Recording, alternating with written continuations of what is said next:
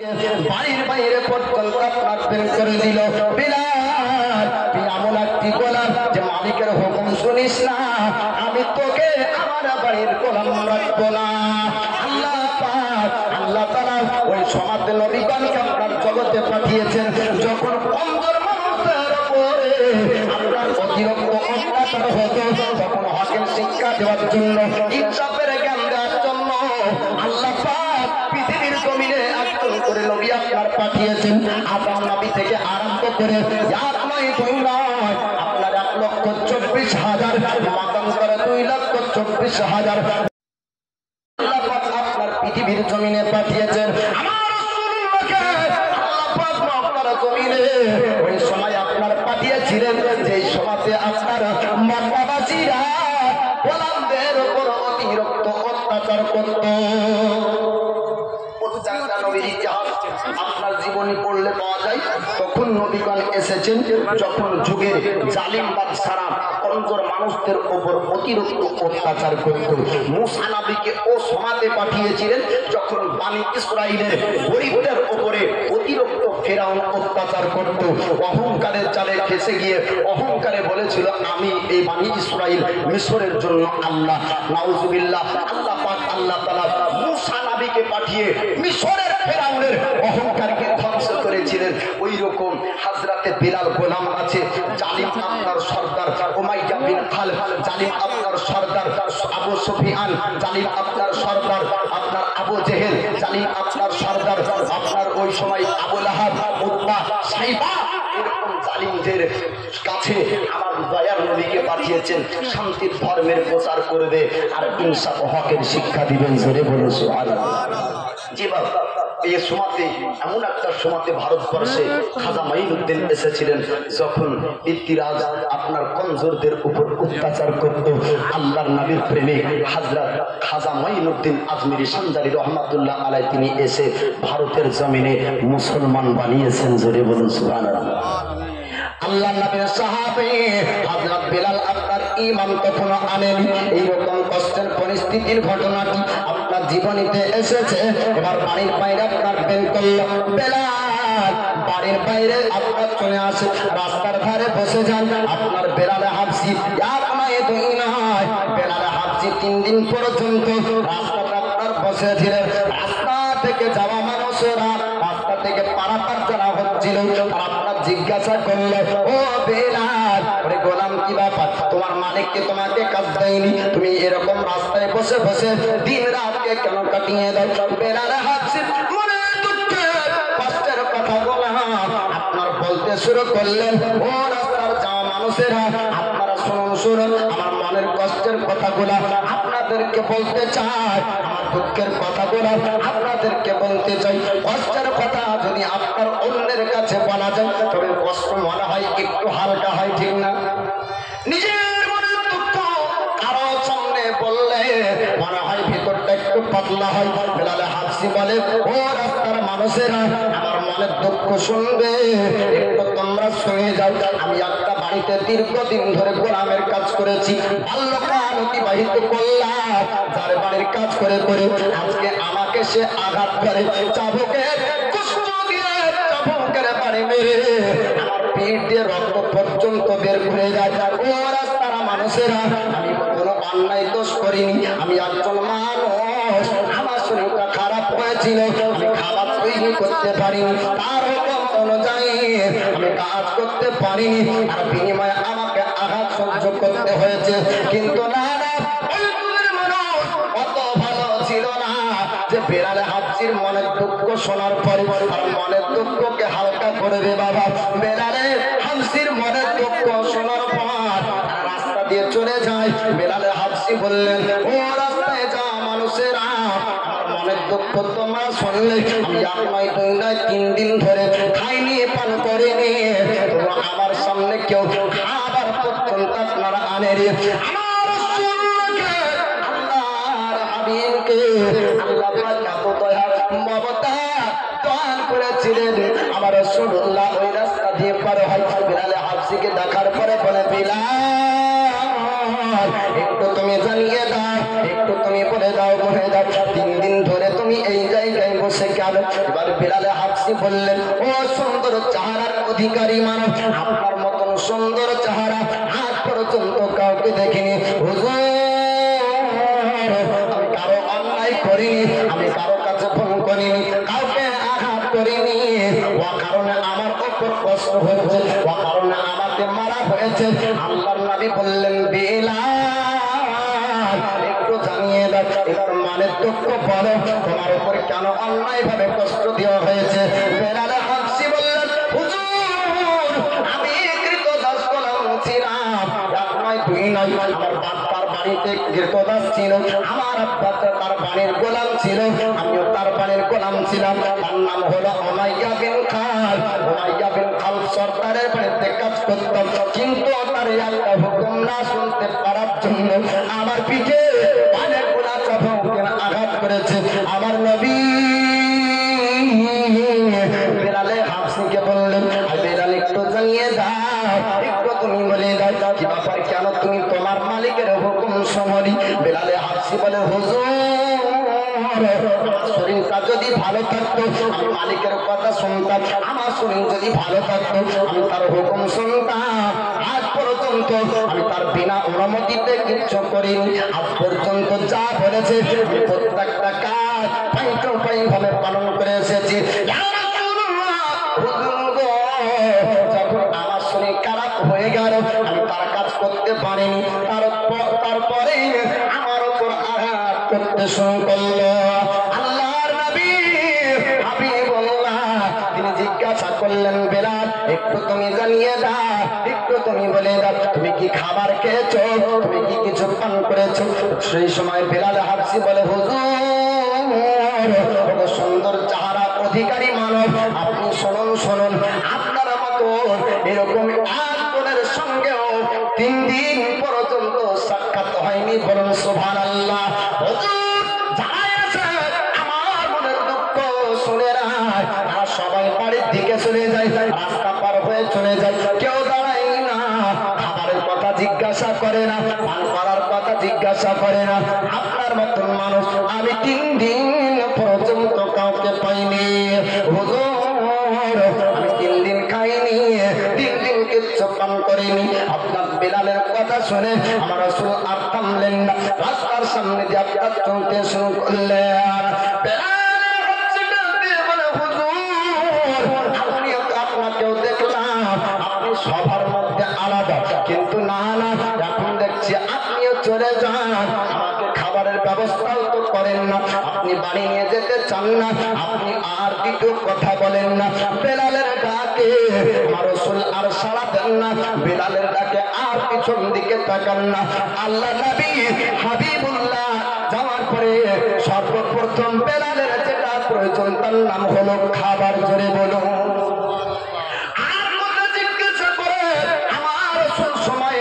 করবেন না, বিলালের খাবারের প্রয়োজন আছে, বিলালের পান করার প্রয়োজন আছে, খাবারের ব্যবস্থা করার জন্য দয়ার নবী আপনার চলতে শুরু করলেন। বিলাল হাফসির জন্য আপনার খাবার আনলেন, আনার পরে বলে, বিলাল তুমি আগে খাবার খেয়ে নাও, আগে পান করে নাও, তবে তোমার সঙ্গে দীর্ঘক্ষণ আলোচনা কথাবার্তা হবে। বিলালে হাফসির ওই সময় চোখ দিয়ে পানি ঝরতে লাগলো, বলে, হুজুর আপনাকে একটু ভুল বুঝেছিলাম, আপনাকে বুঝতে পারিনি, আপনাকে চিনতে পারিনি, ওগো হুজুর আপনাকে মনে করলাম আপনি মক্কার সবার মতন, আপনিও হয়তো আমার মনের দুঃখের কথা শুনে বাড়ি চলে যান, কিন্তু আমার খাবারের জন্য চলে গিয়েছিলেন, আমার জানা ছিল না। খাবার এবার সহকারে মন ভরে আপনার খাবার খেলেন, খাবার খাওয়ার পর হযরত বিলালের চোখের সামনে সব সময় আমার রাসূলুল্লাহ নূরানী চেহারা ভাসে। জোরে বলো আল্লাহ পাক আল্লাহ তাআলা এবার বিলালের মন পরিবর্তন করে দেন। বিলালে হাফসিকে 3 দিন পরে উমাইয়া বিন খালদ আবার বাড়ির দিকে আপনার নিয়ে গেল, গোলামের কাজ করাতে লাগলো। এবার আবার গোলামের কাজ শুরু করে দিলেন। আল্লাহর নবীর চোখকে দেখার পর হযরত বিলাল তিনি বারবার নবীকে দেখতে চান, অসাধারণ মানব দেখেছি, সুন্দর চেহারার অধিকারী মানব দেখেছি। আবার বারবার বেলালে হাফসি দেখতে চাই। বেলাল হাফসির একজন খাস বন্ধু ছিল। খাস বন্ধুর সঙ্গে সাক্ষাৎ হয়, খাস বন্ধুর সঙ্গে কথাবার্তা হয়। বন্ধুরে, আমরা যার বাড়িতে চাকরের কাজ করি, গোলামের কাজ করি, এত অত্যাচার আমাদের সঙ্গে করে, কিন্তু একজন অসাধারণ মানব দেখতে পেয়েছি, সুন্দর চেহারার অধিকারী একজন মানুষের সঙ্গে সাক্ষাৎ হয়েছিল। আমার বড় দুঃখের কথা শুনে আমার সঙ্গে সে এত ভালো ব্যবহার করলো। আমি মক্কার মধ্যে ওরকম সুন্দর ভালো চরিত্রের মানুষ কাউকে দেখতে পাইনি। জোরে বলুন সুবহানাল্লাহ। মক্কাবাসীরা মিথ্যা অপবাদ করে দিয়েছিল যে মোহাম্মদ জাদুর ক্ষমতায় মুসলমান বানিয়ে নেয়। মক্কাবাসী তারা বলেছিল তরবারি দেখিয়ে মুসলমান বানিয়ে নেয়। এটা আপনার চরমত মিথ্যা অপবাদ বাবা। আমার রাসূল হাবিবুল্লাহ তরবারি দেখে আপনার মুসলমান বানাননি। এবার বেলালে হাফসিন খাস বন্ধু বলল, বন্ধুরে তুমি কার কথা বলো তা জানি না, তবে আমি একটা খবর শুনেছি, আমি একটা কথা শুনেছি, মক্কার জমিনে হাবিবুল্লাহ আখিরি পয়গম্বর সে জামানার নবীর আবির্ভাব হয়েছে। মক্কাতে আখিরি নবী এসেছে, তার আখলাক চরিত্র সুন্দর ব্যবহার মক্কার সবার থেকে আলাদা। জোরে বলুন। বেলালে হাফসির বন্ধু বলছে, বন্ধু তুমি কার সুন্দর চেহারার কথা বলো আমি জানি না, কার ব্যবহারের কথা বলছো আমি জানি না, তবে মক্কাতে একজন নবী এসেছেন, তার আখলাক চরিত্র চেহারা সবার থেকে আলাদা। জোরে বলুন সুবহানাল্লাহ। এবার দুই বন্ধুর মধ্যে কথা হয়, আপনার কিছুদিন কেটে গেল, বেলালে হাফসির বন্ধু আপনার মুসলমান হয়ে যায়। কেন গোপনে মুসলমান হল, প্রকাশ করতে পারে না। ওই সময় প্রকাশ করতে এর জন্য পারত না বাবা। প্রত্যেকটা সরদারের মধ্যে একটা বড় ময়দান মিটিং হয়েছিল। আপন আপন গোলামদেরকে শাসন জারি করে দাও, মোহাম্মদের কালমা যেন না পড়ে নাই। গোলামদেরকে আপনার শাসন করত, গোলামদের উপর অত্যাচার করত, তাদেরকে ধমকাতো, খবরদার খবরদার যেন মোহাম্মদের কথা তোমরা বিশ্বাস করবে না। প্রত্যেকটা সরকারের কড়াকড়ি আপনার আদেশ ছিল, কড়াকড়ি আইন জারি ছিল। যদি মোহাম্মদের কালমা পড়ে নাই তবে তার উপর শাস্তি হবে, যদি মোহাম্মদের কালমা পড়ে নাই তাকে আপনার আঘাত করা হবে। তার জন্য গোলামরা চুপ করত, গোলামরা ভয় করত, প্রকাশ করতে পারত না। হযরত বেলালে হাফসির বন্ধু আপনার মুসলমান হয়ে যায়, কিন্তু ভয় আপনার বলতে পারে না। বেলালে হাফসি বলে, বন্ধু রে তোমার মধ্যে পরিবর্তন দেখতে পাই, তোমার মধ্যে পরিবর্তন পাওয়া যায়। এত পরিবর্তন হলে কারণ চিত্ত করে দাও। মুসলমান যখন হয়নি তার কথা ছিল আপনার আলাদা, অমুসলিম অবস্থায় চলার দিকটা ছিল আপনার আলাদা। যখন মুসলমান হয়ে যায় কথা আপনার পরিবর্তন হয়ে যায়, চলা পরিবর্তন হয়ে গেল, আপনার বলা পরিবর্তন হয়ে গেল। মুসলমান ধর্ম গ্রহণ করার পর আপনার ভাষা হবে নরম, সৎ পথে আপনার চলবে, আপনার হালাল রুজি খাবে, মিথ্যা কথা বলবে না, ঝুট কথা বলবে না, কাউকে আঘাত আপনার দিবে না, দুঃখ দিবে না। আমার রাসূলুল্লাহ আপনার জানিয়ে দেন, উত্তম মুসলমান ও ধার্মিক যারা হাত ও জবান দ্বারাতে দ্বিতীয় মুসলমান হিফাজত করবে। জোরে বলুন সুবহানাল্লাহ। পরিষ্কার বোঝা যায় আমার রাসূলুল্লাহর হাদিস অনুযায়ী, সাহাবীদের আপনার ঘটনা ইতিহাস পড়লে বোঝা যায় প্রকৃত মুসলমান ও ব্যক্তি যে মুসলমানের দ্বারাতে অন্য মুসলমান হিফাজত থাকবে। 4 লক্ষ টাকা খরচ করে যদি হজ করে আসে, আপনার কাবা তওয়াফ করবে, রাসূলুল্লাহর রওজা জিয়ারত করবে, সাফা মারওয়া চক্কর লাগাবে, বাড়ি আসার পরে যদি তার অসহায় কোনো মানুষ খাবার না পায়, যদি কোনো ব্যক্তি আপনার ঈদ উৎসবে এতিমদের চোখ দিয়ে পানি ঝরে যায়, না না তোমার হজ অপেক্ষা যদি এতিমের মুখে হাসি ফোটাতে পারো তবে আপনার বেশি নেকি পাওয়া যাবে। অসহায় ব্যক্তিকে যদি খাবার দিতে পারো তবে তুমি বেশি নেকি পাবে। যদি হজ কামাতে যাও আর বাড়ির পাশের অসহায় মানুষ যদি অনাহারে থাকে তোমার ভিসা পাসপোর্ট বেকার। বুঝলেন না?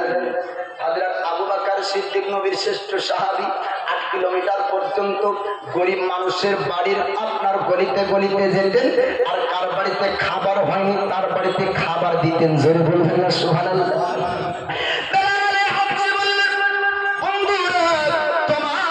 পরিবর্তন দেখা যায়, তোমার ভাষার পরিবর্তন হয়েছে, তোমার চলার পরিবর্তন হয়েছে, তুমি সৎ পথে চলতে লেগেছো, সত্য কথা বলো। এরকম ভালো গুণ তোমার মধ্যে ছিল না, এরকম গুণ তোমার মধ্যে পাওয়া যায়নি। আজকে এত ভালো হয়েছে, একটু কারণটা জানিয়ে দাও, পরিবর্তন হওয়ার কারণটা জানিয়ে দাও। কে তোমায় পরিবর্তন করলো? আমার রাসূলুল্লাহর সাহাবী। কথা আপনার শোনার পর বেলাল হাবশিকে বলে, বেলাল আমাকে পরিবর্তন করেছে আখেরি পয়গম্বর রাসূলুল্লাহ। জোরে বলো নারায়ে তাকবীর, নারায়ে তাকবীর, নারায়ে রিসালাত। আলা হযরত, আলা হযরত উলামায়ে আহলে সুন্নাত, দ্বীন ইসলাম, দ্বীন ইসলাম।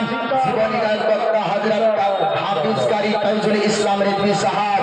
নারায়ে তাকবীর, নারায়ে রিসালাত। এই দেখেন সুবহানাল্লাহ, আপনাদের গ্রামে জি খারকা মুরগির ডাল বরাবর, কিন্তু এই যে হাফেজ তাইজুল, আজ পশ্চিম বাংলা বললে ভুল হবে, আসাম, উড়িষ্যা, ঝাড়খণ্ড, বিহার, জি সব জায়গাতে তিনি জীবনী আলোচনা করে লক্ষ লক্ষ মানুষের দিল জয় করেছে। জোরে বলুন সুবহানাল্লাহ। হ্যাঁ, এই জায়গা জীবনী বক্তা চলে এসছেন, হ্যাঁ মামা চলে এসেছেন, আর ভাগনা বলবে না, আমরা মামা ভাগনা বাবা। তো যাই হোক, এই পিছনকার যুবকদেরকে বলবো একটু পিছন, আপনি সামনে এসে বসে যান। তো বেলালে হাবশি বলছেন, বন্ধু আপনি পরিবর্তন হলে কোথা থেকে? তো বলে পরিবর্তন হলাম কোথা থেকে? পরিবর্তন করেছে আমার দয়ার নবী, দয়ার নবী মুস্তাফা, দয়ার নবী মুস্তাফার কালেমা পড়ে আমি পরিবর্তন হয়েছি। হাজরাতে বেলাল বলছে, ও দয়ার নবী মুস্তাফার চেহারাকে দেখতে চাই।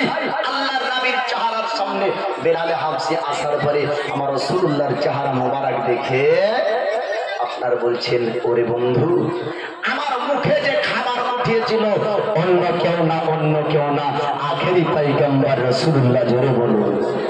যাই হোক বাপ, বক্তা বসিয়ে রেখে আর আমি আলোচনা রাখবো না। আমাদের এলাকার মানুষ বাঙালিরা বলে যে মৌলভী সাহেব আপনারা বাংলা গজল পড়েন তো ভালো লাগে, আর উর্দু গজল পড়লে কিছু বুঝতে পারি না, আর চায়ের দোকানে যত সিনেমা গলা চলে সব হিন্দি সিনেমা, এ ঠিক না? তো নবীর ইশক মহব্বতে, নবীর প্রেম ভালোবাসাই বা দুকলি উর্দু নাচ আপনাদেরকে শোনাবো, তারপরে আমি অধম বিদায় নেব। জহরা কে বাবা सुने इल्तिजा मदीना बुला लीजिए। जोरे बोलो सुभानाल्लाह, सुभानाल्लाह। और অনেকজন বুঝতে পারবে না যে জাহরাকে ফাতিমাকে জাহরা, মুক্তাসারে জাহরা বলছেন, বাবা বলতে দয়ার মুস্তাফা। আর দেবী তামান্না বলছেন, আমরা সোনার মদিনায় যেতে চাই না। কে কে যেতে চান একটু হাত উঠিয়ে বলেন তো ইয়া রাসূলুল্লাহ। যদি আজ এই নিভরের এই শীতের রাত্রিতে যদি কবুল হয়ে যায়, আল্লাহ সোনার মদিনা দেখাবেন। হাত উঠিয়ে বলেন ইয়া রাসূলুল্লাহ। জাহরা কে বাবা সুনে ইলতিজা মদিনা বুলা दीजिए, मदीना बुला लीजिए, कहीं मर न जाए गुलाम आपका, मदीना बुला लीजिए, मदीना बुला लीजिए। हंसाती है मुझको, रुलाती है मुझको, ये दुनिया बहुत आजमाती है मुझको। हंसाती है मुझको, रुलाती है मुझको, ये दुनिया बहुत आजमाती है मुझको। वो दुनिया, वो दुनिया, वो दुनिया की बातों से टूटा हुआ, मदीना बुला लीजिए। आका कहीं मर न जाए गुलाम आपका, मदीना बुला लीजिए। जहरा के पापा सुने इल्तिजा, मदीना बुला लीजिए, मदीना बुला लीजिए। बड़ी बेकसी है, बड़ी बेकरारी, न कटी जाए आका इही उम्र बड़ी बेकसी है बड़ी बेकरारी न कट जाए आका इभी उमर सारी कहा जिंदगानी का कुछ के पता मदीना बुला लीजिए आका कहीं मरी न जाए गुलाम आपका मदीना बुला लीजिए जहरा के बाबा सुने इल्तिजा मदीना बुला लीजिए ना इतना मैं माँ और बाबा को चाहूं तुम्हें जितनी न चाहूं किसी को न चाहो ना इतना मैं माँ और बाबा को चाहूं तुम्हें जितनी न चाहो किसी को न चाहो मेरे बाल बच्चे हो तुम पर फिदा मदीना बुला लीजिए आका कहीं मर न जाए गुलाम आपका मदीना बुला लीजिए अजगरा के बाबा सुने इल्तिजा मदीना बुला लीजिए आखिरी शेर जिसे सब कहते न की खाका बेटा वो अहमदी रजा है बरेली में लेटा जिसे सब कहते न की खाका बेटा वो अहमदी रजा है बरेली में लेटा उसी आल हजरत